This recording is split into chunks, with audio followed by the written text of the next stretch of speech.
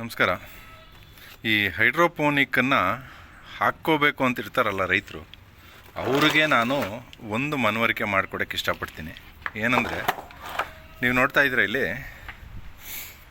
2 ಥರ ಟ್ರೇಗಳಿದ್ದಾವೆ. ದಯವಿಟ್ಟು ನೀಟಾಗಿ ಗಮನಿಸಿ. 1.5 ಅಡಿಗೆ 1 ಅಡಿ ಅಗಲ ಇರ್ತಕ್ಕಂಥದ್ದು ಇದು.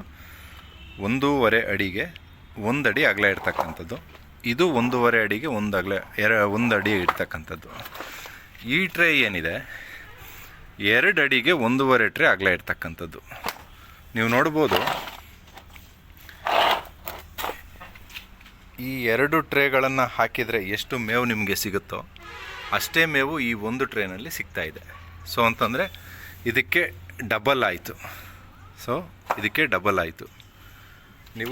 ನಿಮ್ಗೆ ಇನ್ನೂ ಕನ್ಫ್ಯೂಷನ್ನು ಇನ್ನೂ ಕ್ಲಿಯರಾಗಿ ಹೇಳಬೇಕು ಅಂತಂದರೆ ನೋಡಿ, ಇಲ್ಲಿ ಈ ಸೈಜ್ ಟ್ರೇ ಇದೆ.